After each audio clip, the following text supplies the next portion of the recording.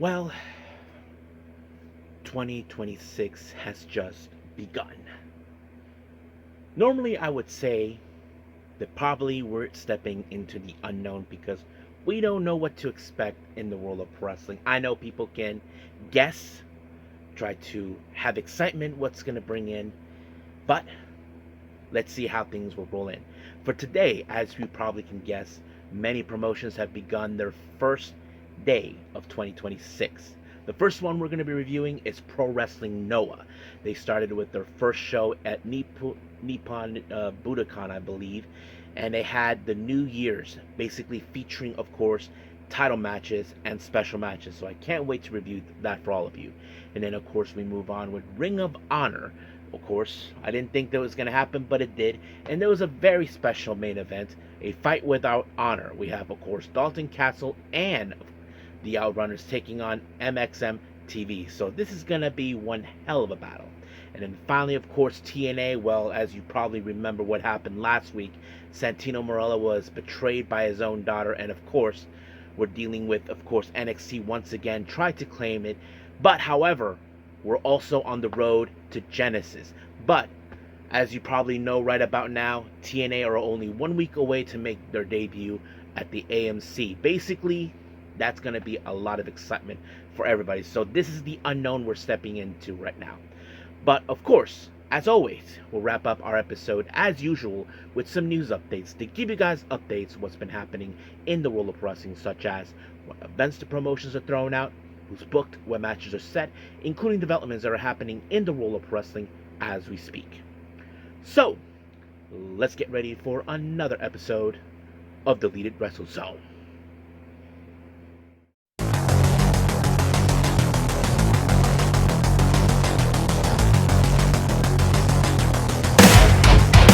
Are you ready? Get up, get up! Get up, get up! Get up, get up! Get up, get up! Get up, get up! Get up, get up! Hey everyone, welcome to Deleted Wrestle Zone, all things that is pro wrestling with AEW, NXT, New Japan Pro Wrestling, TNA, the National Wrestling Alliance, various promotions, wrestlers, matches, and championships. I am your host, J-Rod here. So, if you are new to the channel, welcome. This is a channel we do a lot of pro wrestling reviews from various promotions, not only here in the United States, but also in Japan, Mexico, Canada, Europe, the UK. Anywhere pro wrestling is not as big, but it continues to grow.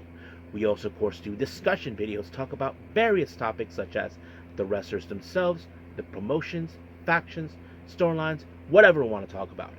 We also, of course, do more news updates. If certain information has been unable to be on this episode, we can either put it on the next one or on a separate video by itself. We also, of course, do real-time news updates to keep you guys on alert if something has happened in the world of wrestling that needs to be addressed ASAP. We also, of course, got the Unagi Sayaka Watch and various other cool wrestling content as well. So if you like what you see, please subscribe to us or click on that subscribe button. You'll be getting a lot of daily reviews and other cool wrestling content as well. But if you like this episode, please give us a like on the like button or a nice comment in the description down below. Now, enough with the jibber jabbers, let's get to it. So, as I said, 2026 has just begun, so let's start with Pro Wrestling Noah.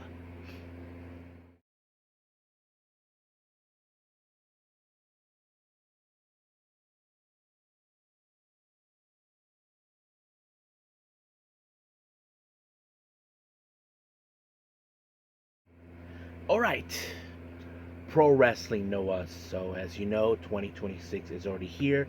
They opened up, of course, with their first show of the year with the new year. And this is something they do exactly on January 1st. Not like New Japan with, of course, on Wrestle Kingdom. But obviously they're trying to avoid not having each other in the same show.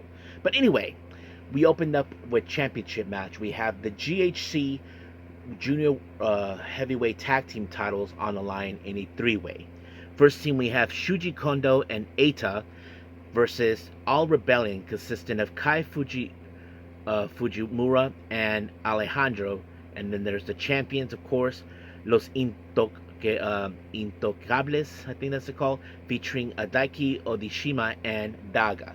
So basically, this is the team they have to go in. But however, when it comes to tag team in three ways, we know it's unpredictable because normally when it comes to a one-on-one, well, sooner or later someone has to pick up the win, and one of them is done. However, you know that there'll be a team that would try to, either a person or a team that would try to stop the other from winning, and that's something we have always seen. But in the end, we did see, of course, Odishima picking up the win when he pinned Alejandro, and just like that, 1, 2, 3, they Odishima and Daga picked up the win and retained their championships.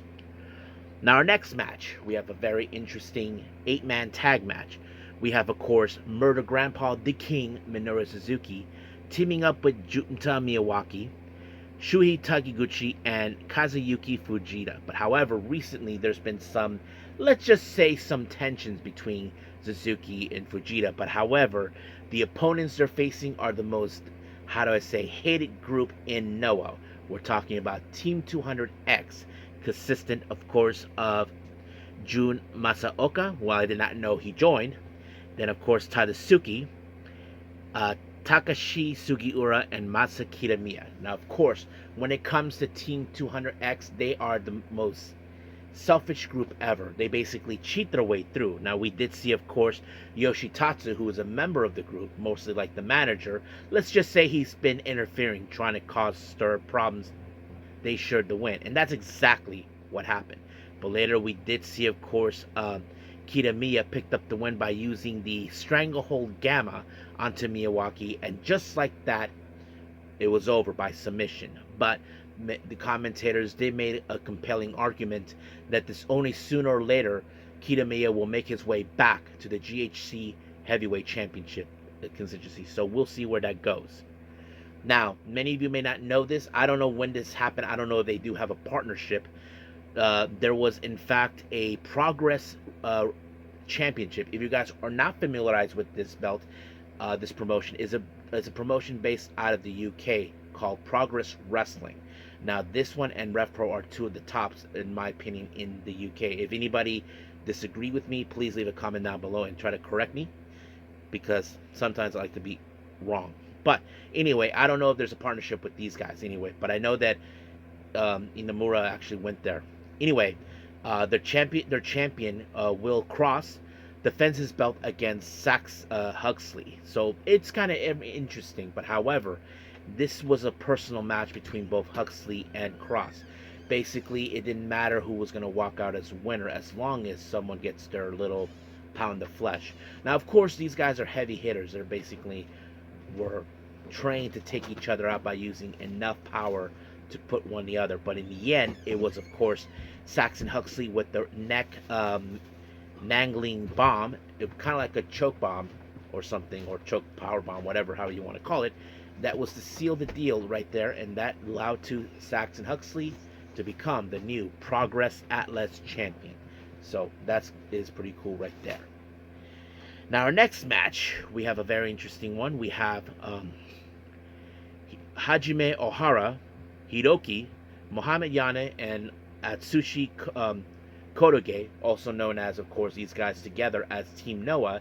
They face a new faction that was formed called White Raven Squad, consisting of Hayata, Tetsuya Endo, Okazaki, and Kenta. Now, of course, this was one of those factions that are now making a name for themselves. It's interesting that Kenta decided to form a new faction. You know, we all know his last faction he was in New Japan, which was, of course, the Bullet Club. But it's interesting. We know that he had a very interesting relationship with Sasaki as a tag team. But now that they're expanding their style, and I have to say they're a pretty good team. It seems like the fans are behind them. And of course, once again, it was Kenta that put, of course, what's his name? Hiroki to sleep with the GTS, and just like that, 1, 2, 3, it was over. Now, our next match, this is for the GHC National Championship. Brother versus brother.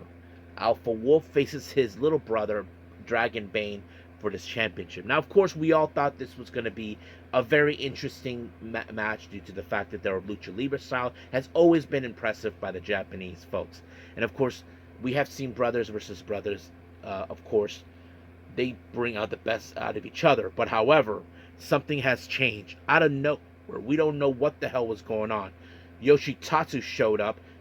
He decided to get involved in this match. We had no idea what was going on until we saw Alpha Wolf low blowed his and he does this, meaning that he is in league with Team 200X. So this was the most shocking thing no one expected. And then of course, Alpha Wolf put his own brother in the Wolf Driver, and just like that, 1, 2, 3, he is the new GHC National Champion and now the newest member of Team 200X. And this was something that I don't think nobody expected, and I don't think Dragon Bane expected it either. So we don't know what was the extent of it, so we'll figure it out at some point. Now our next match, we have tag team action. We have, of course, the Good Brothers, Doc Gallows and Carl Anderson making their presence. They take on Jack Morris and Kaito Kiyomiya. Now recently I've been following, but I have not reviewed any Noah since 2025. Well, they've been teaming up recently. They want to bring out the best out of each other. Now they haven't confirmed if Jack Morrison will be All Rebellion, and I'm sure Kiyomiya would like to bring him on board. I mean, the last faction he was in was Team 200X, and they kicked them out. So we don't know exactly what's to extend. But however, you cannot,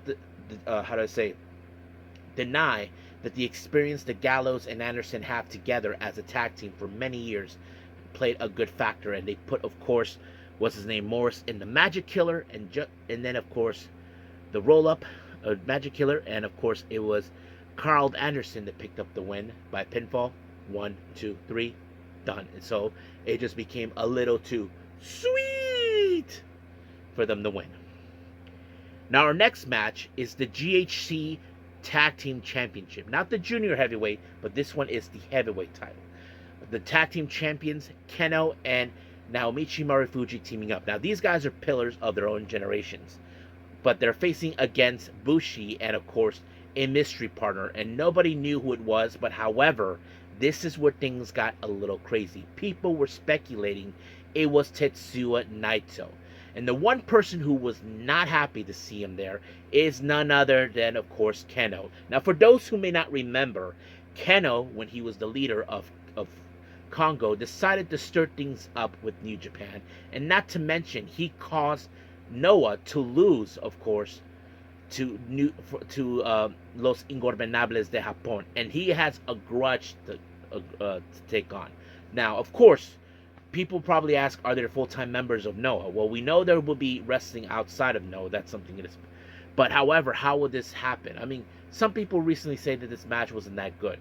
But I have to say, I think their presence is making a statement now that they are no longer with New Japan, and of course, Los Ingorbenables de Japón, LIJ, has disbanded. But however, we did see a roll-up from Bushi to Marufuji. But what the referee did not see, Bushi missed Marufuji in the face, and just like that, 1, 2, 3, over. And of course, Keno was not happy with the fact what happened. He asked, like, what the hell happened? And of course, Marufuji had to tell him, I got missed it on, man. So he cannot believe that, of course, Los Tranquilos de Japón, which is the new team, got away with it. And I'm sure Keno is not done with Naito. So we'll see where that goes from there. Now, our next match, this is for the GHC Junior Heavyweight Championship. Not the tag titles, but the actual GHC Junior Heavyweight title. Hiromu Takahashi defends it against Amakusa. Now, of course, as you all know, not too long ago, Hiromu defeated, I forgot who it was. I think it was... who was the champion at the time? But anyway, Hiromu decided to come after for this belt, and this caused a bit of a, the fans not liking the idea. And not to mention, every Noah Jr. were not completely happy with this idea of an outsider taking something that doesn't belong to them. And that was one of the things. So every person lined up. But the real question is, can Amakusa actually do it? I mean, yes, he's had the capability to do it. Hiromu, of course, we know what he is capable. But in the end, it was, of course, Amakusa with the spiral tap. And just like that, 1, 2, 3, done. He regained He brought home back, of course, the GHC Junior Heavyweight title, and he is the new champion.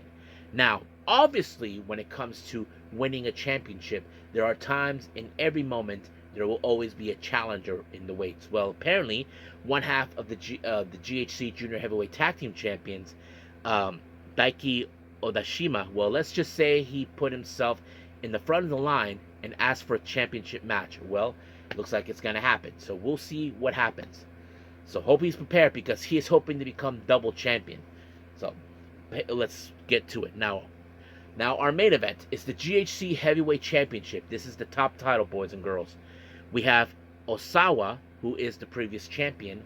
Now from that, he faces against Yoshiki Inamura. Now, of course, much like we've seen with Hate, Osawa is the leader of Team 200X. And of course, wherever he goes, they show up. Now, of course, these grease monkeys would do whatever it takes to ensure that this title returns back where it rightfully belongs. But of course, Inamura did not let this waver. He continued to keep on fighting no matter what they threw at him. But he was able to survive it. But in the end, it was the discharge, which is a jumping off the turnbuckle into a big splash. And just like that, uno, dos, tres, it was over. So basically, Inamura retained the championship. Now, of course, as I said previously, when it came to the GHC Junior Heavyweight title, there's always going to be competitors in the work. Well, Keno was intending to show up to make his claim, but apparently he was attacked by Masa Kitamiya. Now, Kitamiya, let's just say, well, first, Inamura was telling Keno, are you okay? You're good?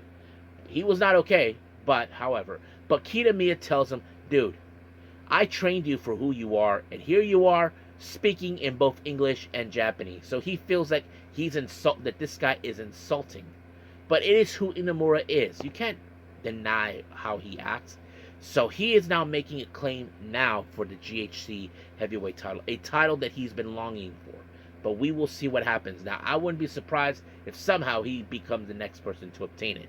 So we'll stay tuned for that. But as of right now, I have to say this show was great. I'm happy for los tranquilos de Japón making the presence, but I don't think the match was that good. I mean, it was good for presence, but not a match that I think it was good enough. But we'll see. But anyway, we'll end things here with Noah. Let's move on with our next review, and I believe that is Ring of Honor.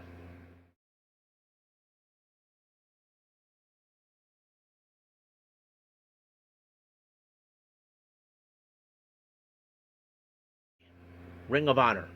So this is the first show they broadcast of 2026, and it opened up with tag team action. We have, of course, Swirl, consisting of Blake Christian and Lee Johnson, taking on Jay Lethal and Bandito. Now, of course, as you know, Blake Christian has been aiming for the ROH World Championship for quite some time, feeling that he earned the right and he feels that he should be the top dog and that Bandito has outlived his usefulness. Now, of course, we all thought the same thing, that Jay Lethal and Bandito will be on the same page. But however, what we did not anticipate, that Jay Lethal turned on Bandito and sided with Swirl, and it became a 3-on-1 beatdown. And I'm going to presume that this match ended in a no contest. But however, thank God for Tommy Billington and Adam Priest that showed up to deal with the matter. I'm sure they were shocked as well. They see what this guy did. So I don't know if they're suspicious now of Jay Lethal's response or what happened a few weeks ago. We don't know.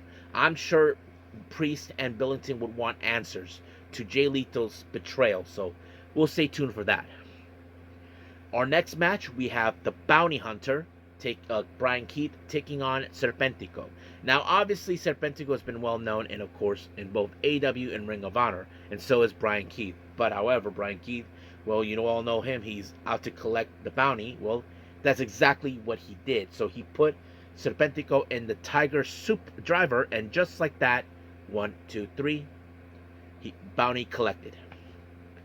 Our next match, we have Billy Starks and Diamante taking on Deonna Purrazzo and Madison Rayne. Now, obviously, Billy Starks is a bit pissed off in many ways. Some of you may question why. Simple. Billy Starks feels that it should have been her to become the first ever ROH Women's Pure Champion. and now Deonna Purrazzo was doing it. She felt it should have been hers. But obviously, she would do whatever it takes to get back into that consistency to claim it for herself. But unfortunately, they were able to isolate Madison Rayne away from Deonna Purrazzo, even though Deonna did whatever humanly possible to get involved, but it was not enough. But however, it was Billy Starks that was able to pick up. Well, there was a moment I forgot to mention that I put in my notes that Billy Starks pulled a Jericho. If you guys don't know what I'm referring to, if you guys remember how Jericho got in the face of Aubrey Edwards, well, Billy Starks got in the face, and of course, Aubrey Edwards shoved her, and of course, the match would have ended right there, but no. But however, Billy Starks was able to pick up the win with doing a swanton bomb on Madison Rayne, and just like that, 1, 2, 3, it's over. Now it's only a matter of time until, of course, Billy Starks will be the first person to challenge for the ROH Women's Pure title. Now our next match we have Everybody Dies. Well, yep. He takes on a guy named Steve Gipke. I don't know who he is, but I can tell you this match ended with Lance Archer when he applied Blackout. So that kind of sets it up. Our next match, we have trios action. The members of Shane Taylor Promotions. Lee Moriarty, he teams up with the Infantry, Carly Bravo and Sean Dean. They take on the combination of Commander. He teams up with Top Flight. Now remember, Commander, not too long ago, he challenged for the ROH Pure title, but unsuccessfully. And I thought it was a very interesting match. Now, many of us have seen how Shane Taylor Promotions has shown their dominance in ROH, but however, it was, of course, a great combination of both Dante and his brother Darius that took out, of course, Carly Bravo, and then, of course, Darius was the one who picked up the win. 1, 2, 3, done. So I wouldn't be surprised if they'll be coming once again for the ROH 6-man tag team titles. Now, we did see a bit of a backstage video going on between both Deonna Purrazzo and Madison Rayne. Now, of course, Madison Rayne, talked about, of course, teaming up with her best friend and the dearest person that she's been, like, her ride or die. But it seems like she's making a statement that this could be her last. So we'll get to that at another time. But anyway, our next match, we have Hechiseto versus Aaron Solo. Well, obviously, we all know Hechiseto, his claim as to becoming one of the best technical wrestlers. Well, he was able to put his skill in use. Aaron Solo tried to stood out as much as possible, but however, he ended up in a pinning predicament, and just like that, 1, 2, 3, it's over. Now for our main event is a fight without honor match. We have, of course, the Outrunners taking on Dalton Castle, taking on, of course, MXM TV dressed up as the Grinch. Well, they decided to destroy Christmas by taking out the Christmas tree. We saw a lot of things taking place, presents with hidden stuff like bricks and all that, the Christmas trees, that sort of thing. But in the end, it was, of course, a power bomb of sorts onto Mansoor, and got pinned by all members of the Outrunners and Dalton Castle. And just like that, 1, 2, 3, the Outrunners and Dalton Castle picked up the win. Now, it's only a matter of time until these guys make their way, of course, to the ROH 6-man tag team title predicament. So we'll see what happens. So officially, we're done with Ring of Honor. Let's move on to our last review, TNA.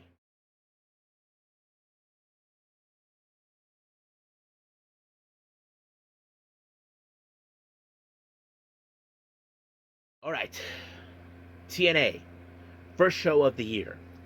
We opened up, of course, the Angel Warriors, Zaya Brookside, and our current TNA Knockouts World Champion, Li Yingling, taking on the Elliskin brands, consisting of Heather and M. And, of course, that little chihuahua in tow, as always. Now, of course, we know this grease monkey is definitely going to get involved. But, however, the match was pretty good. The Angel Warriors were definitely making headway, but unknown to them, well, let's just say the #1 competitor for the TNA Knockouts World title decided to get a little bit of her pound of flesh against the person she claims that she'll win the title from, Li Yingling. And this caused, of course, for them to lose their match thanks to that attack. And, of course, the Elegant Brands was able to put away, what's her name? Oh, yeah. Zaya Brookside, thanks to, of course, Heather. And just like that, 1, 2, 3, it's over. However, maybe you may think, does this mean that someone from the Elegance branch will get a shot of the TNA Knockouts World title shot. Well, I don't know. Right now, Danny Luna is the current champion, but I wouldn't be surprised if they brought that up. Now, we did see, of course, Gia Miller to check on Santino Marella. As you probably know, Santino Marella is still reeling with the betrayal of his own daughter, what happened to him last week. He seems like he cannot believe his own flesh and blood decided to, of course, to do this to him. But however, he did left some plans behind for upcoming matches, that sort of thing. So that's a good thing as long as he's still trying to process it. Now, our next match, we have Mustafa Ali taking on the hometown man. But of course, when it comes to Mustafa, you know that in tow, the order 4 is right there. But however, Mustafa Ali was able to pick up the win onto applying the 450 onto the hometown man, and just like that, it was over. But however, the order 4 decided to give a beatdown onto the hometown man until you heard that guitar strum at the stage. But what they did not know, it was a dupe. Elijah, of course, was right behind him, ready to whack him with a guitar, but Mustafa Ali decided to run like a coward. But, of course, Elijah decided to sing He's the Hometown Man because he knows how much Mustafa Ali hates it.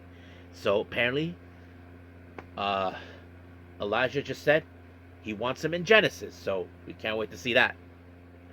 Now, the Rascals, as you know, as they're great as a whole unit with 4 members, let's just say that they would like to get involved in the X Division title contingency, so they came up with the idea to fight each other. Of course, Myron Reed, Zach, and Trey Miguel, but the only problem is they're not sure how Santino would agree, but they don't understand that Santino is basically not okay. So they pitched the idea and they told him, sure, go ahead. And they're like, really? So they thought that maybe he would be enthusiastic, but he's still down over the whole situation with his daughter. So you probably can guess why. Now, we did see, of course, the NXT Outlaws making their presence known, and Ariana Grace gave her reason why she did what she did. She felt that her father gave everything to the TNA fan base, but not his daughter. So that's the main reason. And of course, the NXT brand are happy with what just happened. But sooner or later, they're gonna have it coming. So we just don't know when. Our next match is women's trios action. We have Tessa Blanchard, Myler Moore, and Victoria Crawford taking on Jody Threat, Jada Stone, who is the latest signee, and Indy Hartwell.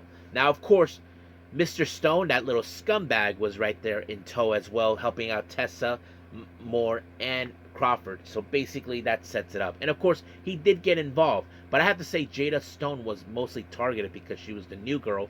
But luckily, she was able to try to continue on as much as possible. However, of course, Myla Moore got involved, tagged herself in, but it gave time for Tessa to apply the Magnum. But it was Moore who picked up the win on Jada Stone. And just like that, 1, 2, 3, done. Now, the obvious question is, what the hell is going on with the Righteous? If you saw what happened, the Righteous came out of nowhere and taken Matt Hardy. Now, of course, the Righteous said they are trying to save the Hardys, to bring them out into the light. But however, the Hardys are like, enough with the crap, okay? We are not here to play games. If you're looking for a fight, fight. But of course, the Righteous are not looking for a fight, but they're running like cowards. That's the thing. But sooner or later, they have to confront them. We'll see what happens. Now, before our next match, Leon Slater, our current X Division champion, who will, of course, will be facing a competitor on the debut on AMC, but also will be defending the X Division title in a 3-way against Cedric Alexander and Moose in Genesis. So he's here to see who's going to be the one guy to challenge him. And of course, it's the X Division #1 contender. We have a bit of a Rascals showdown. Trey Miguel, Zachary Wentz, and Myron Reed. Now, of course, it's kind of interesting. There'll be moments that in this match where we see either Trey and Zach team up, or Zach with Myron with Trey. that sort of thing. So it gets a little confusing. But in the end, we saw a great double attack on both Zach and Trey by Myron Reed when he applied a 450, and just like that, he pinned both men. 1, 2, 3, new competitors. But their match will happen next week. Now, the system, as you know, made their presence known. So, however, later, of course, it was told that in Genesis, JDC will have his final match. So he picked the opponent, and that will be his fellow system brother, Eddie Edwards. And Eddie said that he was grateful and honored that he will be his final opponent. But however, JD said he had another idea for the debut of the AMC show. Basically, he suggested, let's have one last ride with, of course, the system. Basically saying, you, Eddie, Brian, Moose, me, we take on a team. And the team that he chosen is, of course, the Hardys, Leon Slater, and I forgot who else. And of course, this is going to be an epic moment for them. Now, moving on to, of course, we did see an interview with the Hardys. Basically, let's just say that they're still dealing with the whole thing with the Righteous, but they said they want them next week on the debut show of the AMC. So we'll see what happens until then. Now, our main event is the TNA World Championship. Bear Bronson gets his first title shot against Frankie Kazarian. So I have to say that Bear Bronson, he took it to the max. He took Frankie Kazarian to the limit, trying to dismantle him. And I'm sure Frankie might have anticipated, or there was some things he did not anticipate. So whatever the case. But however, Frankie Kazarian walked away with the win when he applied the Fade to Black. And just like that, 1, 2, 3, it's over. However, while the match was done, we did see Mike Santana make his presence known. So apparently he gave the unfortunate news that his match for the TNA World title is not going to happen in Genesis. But however, he did state it because this was decided they wanted to have this title match to happen on the debut show. And I think this is the last thing that Frankie Kazarian wanted. Like, he feels like, are you trying to embarrass me? You can tell that he does not like the idea of this. He does not want to put this title on the line. But what choice does he have? So let's see what happens next week. So as of right now, we're officially done with TNA. Let's move on with our lasting news updates.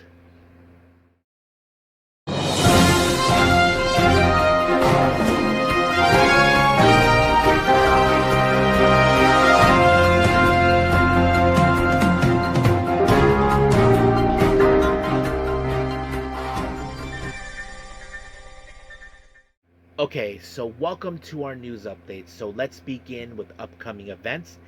As you probably know, on January 3rd, GCW will have their one night only show in Chicago. 2 matches have been announced. We have Mr. Danger versus Oren Rhett. Then we have Cyclopes versus Vipress. Then, of course, as you all know, that House of Glory will be making their debut in LA on the 30th of July. Mustafa Ali will be making his presence known too, as well. Now, as you know, Prestige Wrestling will have their final show, Roseland 13, on the 20th of February. They just announced Minoru Suzuki will take on Matt Brannigan, so that's going to be one killer match. And then, of course, we have more names being added for EVE, which is the all-women's promotion in the UK for Wrestle Kingdom 8 on March 8th. They just announced Jamie Hayter will be making her presence known too. And of course, as you all know, recently I reviewed GLEAT. They just announced their upcoming schedule of several events. On the 10th of January, they'll be making their way to Osaka. Then on the 20th, they'll be making their way for the Shinjuku Face.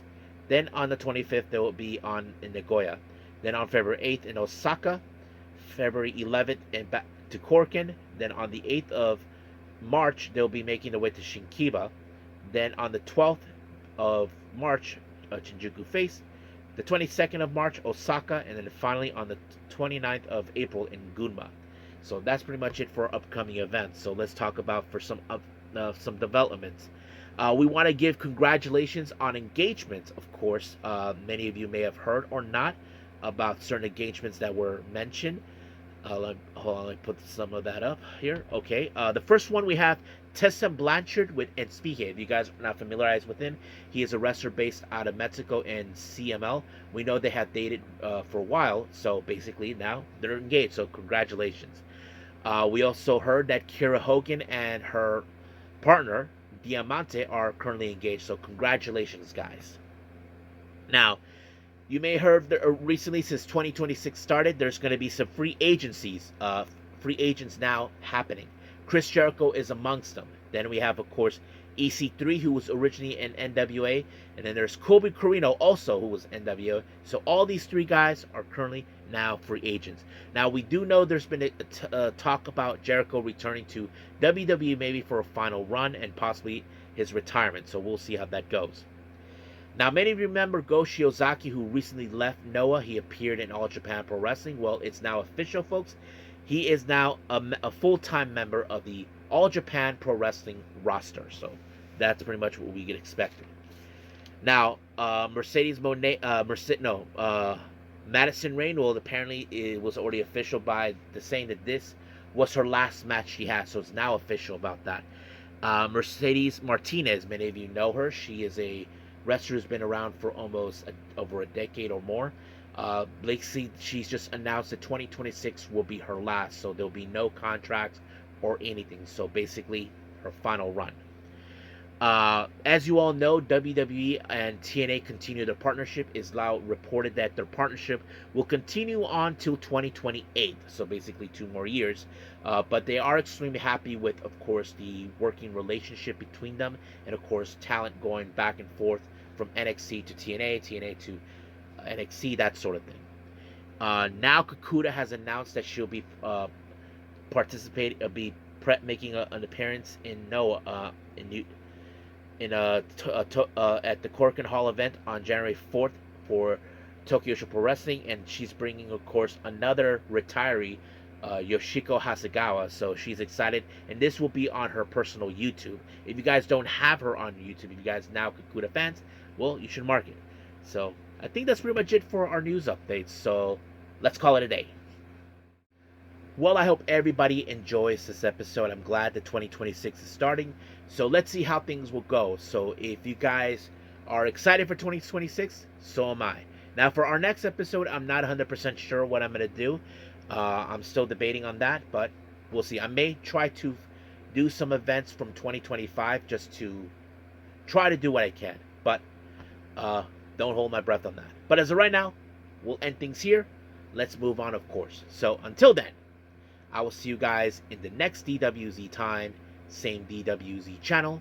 I must bid all of you adieu. So, goodbye, and have a nice day.